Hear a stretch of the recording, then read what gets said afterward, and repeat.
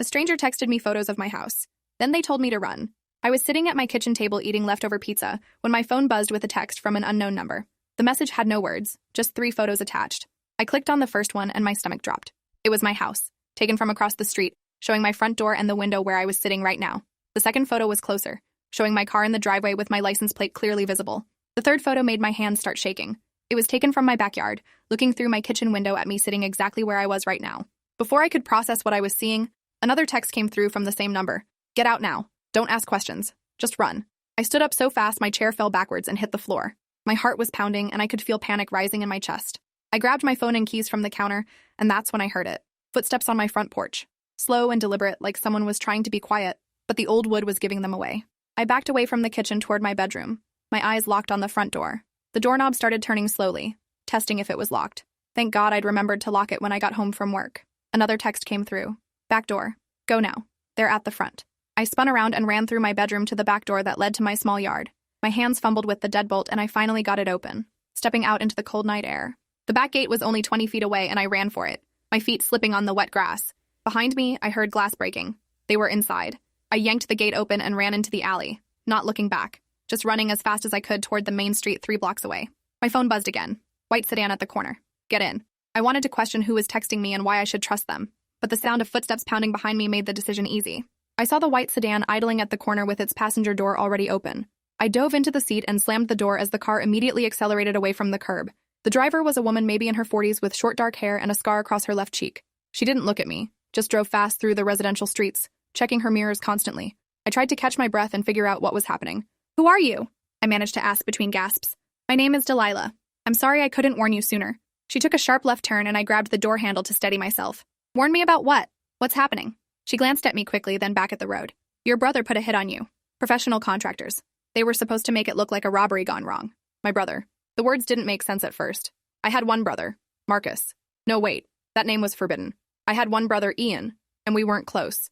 But the idea that he'd want me dead was impossible. There had to be a mistake. Ian wouldn't do this. We barely talk, but he's not a killer. Delilah made another turn and merged onto the highway heading south. He's not the killer. He hired them.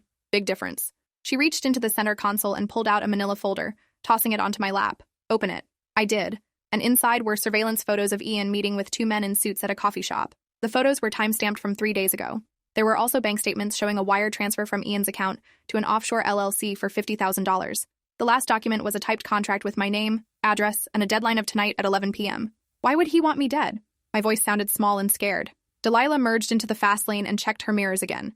Your grandmother's will. She left you the house in Colorado and the investment accounts. Your brother gets nothing unless you die before the estate is settled. I stared at the papers in my lap. Grandma Ruth had died 2 months ago, and I'd been to the will reading. She'd left me her mountain property and about $400,000 in stocks. Ian had been furious during the reading, storming out and accusing me of manipulating her. But to kill me over it? That seemed insane. Delilah kept driving, and I noticed we were heading toward the airport. Where are we going? Somewhere safe while I figure out how to handle this. She pulled out her phone with one hand and made a call on speaker. The man who answered had a deep voice with an accent I couldn't place. It's done. I have her. The package is secure. There was a pause. Good. Take her to the safe house in Boulder. I'll meet you there in 3 hours. I looked at Delilah. Who was that? Her boss. He runs a private security company that specializes in whistleblower protection and witness safety. One of his clients tipped him off about your brother's plans. She exited the highway and started driving through dark back roads I didn't recognize. Why would someone tip him off about me? I don't even know your boss. Delilah was quiet for a moment. The person who hired your brother got cold feet, decided they didn't want blood on their hands and contacted us anonymously. That raised more questions than it answered. But before I could ask anything else, Delilah's phone buzzed with an alert. She glanced at it and cursed under her breath. We have a tail. Black SUV, 2 cars back. I turned to look, but she snapped at me. Don't look. Just trust me. She took the next exit way too fast, and I grabbed the door handle again. The black SUV followed. Delilah drove through a residential area, taking random turns and doubling back on streets. The SUV stayed with us. She pulled out her phone and made another call. We're being followed. Send backup to my location. She rattled off the cross streets, and I heard the man on the other end confirm he was sending people. Delilah turned into a shopping center parking lot that was mostly empty this time of night. She drove behind the buildings where the delivery trucks parked. The SUV followed us into the lot but kept its distance. Delilah stopped the car behind a dumpster and killed the engine. Stay down and stay quiet. She reached under her seat and pulled out a handgun. My eyes went wide and I ducked down in my seat like she told me. Through the side mirror, I could see the SUV stopped about 50 yards away. 2 men got out, both wearing dark clothes and carrying something in their hands. Delilah opened her door quietly and crouched behind it, using it as cover. I heard her call out to them. Private property. Turn around and leave. One of the men laughed. We just want to talk to your passenger. Delilah's voice was steady. Not happening. The men started walking toward us slowly, spreading out to flank the car from both sides. I was shaking so hard I thought I might be sick. Then I heard sirens in the distance getting louder. The two men heard them too and stopped walking. One of them pulled out a phone and had a quick conversation I couldn't hear. They both retreated to their SUV and drove away fast, leaving through the back exit of the parking lot. Delilah stayed in her defensive position until two police cars pulled into the lot with their lights flashing. A female officer approached with her hand on her weapon. Ma'am, lower the gun. Delilah set her gun on the ground and raised her hands. I'm licensed to carry. My credentials are in my wallet. The officer kept her distance. Stay where you are.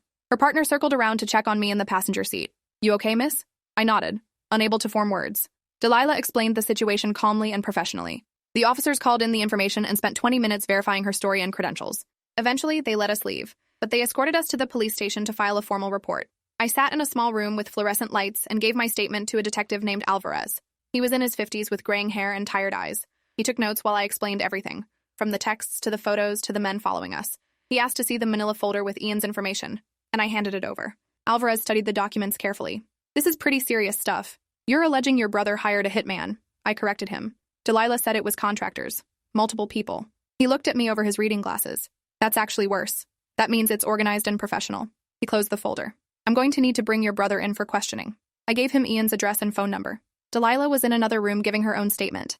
After 2 hours, they finally let us leave. We got back in her car and she started driving toward Boulder like the original plan. My phone had been buzzing with missed calls from Ian for the past hour. Delilah told me not to answer. We need to let the police handle this part. But seeing his name on my phone over and over made me feel sick. We arrived at the safe house around midnight. It was a small cabin set back from the main road, surrounded by pine trees. The man from the phone call, Delilah's boss, was already there waiting. He introduced himself as Omar Khalil, former military contractor who now ran a private security firm. He was tall with a shaved head and a serious expression. He shook my hand firmly. You're safe here. We'll keep you secure until the police sort this out. The cabin had 2 bedrooms, a bathroom, and a small kitchen. Omar explained that Delilah would stay with me while he coordinated with law enforcement and worked on gathering more evidence against Ian. He said the person who'd tipped them off was someone inside the contractor organization Ian had hired, someone with a conscience who couldn't go through with killing an innocent person over money. I sat on the couch wrapped in a blanket, still trying to process everything. Omar made coffee and sat across from me. I know this is overwhelming, but you need to understand how serious this is. Your brother didn't hire amateurs. These are professionals who've done this before. If they'd reached you before we did, you'd be dead. His bluntness should have scared me more, but I was too numb to feel anything. Delilah came in from securing the perimeter. All clear. Windows are locked and I've set up motion sensors on the approaches. She sat down next to me. You should try to get some sleep. Tomorrow's going to be a long day. But I couldn't imagine sleeping. My mind was racing with questions. How long had Ian been planning this? Who were these contractors he'd hired? What would happen to him when the police arrested him? Around 2 a.m, Omar's phone rang. He answered and his expression darkened. He listened for several minutes, then hung up. The detective at the station just called. They went to your brother's house to bring him in for questioning. He's gone. Cleaned out his important documents, clothes, computer. Left through the back door sometime in the past few hours. My stomach dropped. He ran? Omar nodded, which means he knew the police were coming. Someone tipped him off. Delilah stood up. There's a leak. Someone at the station told him. Omar's jaw clenched. We need to assume he's coming after her herself now. He's desperate, and desperate people do stupid things. They spent the next hour making calls and repositioning resources. I sat on the couch feeling like I might throw up. My brother, who I'd grown up with, who I'd shared a childhood with, was now hunting me. The next morning, Detective Alvarez called my phone. I put him on speaker so Omar and Delilah could hear. Your brother's attorney contacted us. He's claiming you and your security team are framing him. He provided an alibi for the night those photos were taken of your house. I felt my face get hot. That's a lie. He hired people to kill me. Alvarez sighed. I believe you, but his lawyer is good. Without hard evidence, this becomes a he said, she said situation. Omar leaned forward. What about the wire transfer? The contract? Alvarez's voice was tired. The wire transfer was for consultant services, according to the paperwork. The contract you showed me isn't signed by your brother. It's typed, but there's no signature. His lawyer is claiming someone created fake documents to frame him. I wanted to scream. This couldn't be happening. Omar asked if they'd located Ian yet, and Alvarez said no. After the call ended, Omar explained what we needed. Solid proof that Ian hired the contractors. Testimony from one of them or physical evidence linking him to the plan. Without that, the case would probably fall apart. Delilah suggested we contact the person who'd originally tipped off Omar. Maybe they could provide more evidence or testify. Omar said he'd try to reach out through the secure channels they'd used before. I spent the rest of the day in the cabin, jumping at every sound outside. Delilah tried to distract me with TV and food, but nothing helped. My phone kept ringing with calls from family members who'd heard about the situation. My Aunt Francine called crying, saying there must be a misunderstanding and family is family. We needed to work this out. I told her that Ian had tried to have me killed and hung up when she started defending him. That evening, Omar got a call from his anonymous source. He stepped outside to take it and came back 15 minutes later with actual hope on his face. The source is willing to meet. They have recordings of conversations with your brother and copies of additional payments. But they want protection and immunity before they'll come forward. He'd already contacted a federal prosecutor about witness protection for the source. 2 days later, we met with the prosecutor, a woman named Sylvia Grant who specialized in organized crime. She reviewed the evidence Omar's source had provided, audio recordings of Ian discussing the hit with a coordinator at the contractor firm. In the recordings, Ian's voice was clear. He wanted it done fast and clean, make it look like a break-in. He was worried about the estate timeline and needed me dead before the probate closed. Sylvia listened to everything and then looked at me. This is prosecutable. I can bring charges for conspiracy to commit murder and solicitation of murder, but I need your brother in custody first. The problem was Ian was still in the wind. His attorney claimed he was staying with friends out of fear for his safety, but wouldn't disclose where. Sylvia got a warrant for his arrest, but they couldn't execute it if they couldn't find him. Omar had a different idea. Use me as bait. Let Ian know where I'd be and set up a trap when he showed up. Sylvia didn't like it because of the risk, but she admitted it might be the fastest way to locate him. Delilah was against it too, saying it put me in unnecessary danger. But I wanted this over. I agreed to the plan. They leaked through Ian's attorney that I'd be at the estate lawyer's office on Friday afternoon to sign final paperwork for Grandma Ruth's estate. Omar and Delilah would be with me, and the police would have the building surrounded. The hope was that Ian would show up to try to talk me out of signing or to make some desperate move. Sylvia warned me that if Ian brought the contractors with him, things could get dangerous fast. Friday came and I was so nervous I couldn't eat breakfast. We drove to the estate lawyer's office in downtown Denver. The building was old with marble floors and high ceilings. Police were stationed inside in plain clothes, and more were in vehicles outside. The estate lawyer, a kind older man named Jeffrey Walsh, had agreed to play along. He set up the meeting room and had fake documents ready for me to pretend to sign. I sat at the conference table with Delilah next to me and Omar standing by the door. Jeffrey made small talk to ease the tension, but my hands were shaking too much to hold the pen properly. 30 minutes passed, then an hour. I started to think Ian wasn't coming. Then Jeffrey's secretary knocked and said someone named Ian was here to see me. My heart started pounding. Ian walked into the conference room looking terrible. He had dark circles under his eyes and his clothes were wrinkled like he'd been sleeping in them. He saw me and his face crumpled. I need to talk to you alone. Please. Omar stepped forward. That's not happening. Ian ignored him and looked at me. I'm your brother. You have to believe me. I didn't do this. Someone is framing me. I stood up, my chair scraping against the floor. I heard the recordings. Ian, your voice. You hired people to kill me for Grandma's money. He shook his head desperately. Those are fake. AI voice technology. Someone is setting me up because they want the inheritance for themselves. He pointed at Omar. Him. He's probably behind this whole thing. Omar didn't react, just stood there calmly. 2 plainclothes officers appeared in the doorway behind Ian. One of them spoke. Ian Westwood. You're under arrest for conspiracy to commit murder. Ian's eyes went wide and he tried to back away, but they were already grabbing his arms. He started yelling that this was a setup, that I was framing him, that everyone would regret this. They led him out in handcuffs while he screamed about family loyalty and betrayal. I sat back down, my whole body shaking. Delilah put her hand on my shoulder. It's over. He's in custody now. But it didn't feel over. It felt like everything had been torn apart. The trial happened 4 months later. Sylvia prosecuted the case with precision, presenting the audio recordings, the wire transfers, and testimony from Omar's source who'd worked for the contractor firm. The source, a man named Victor Landry, explained how the organization operated and confirmed Ian had hired them specifically. Ian's defense attorney tried to argue the recordings were fabricated and that Victor was lying for immunity, but the evidence was overwhelming.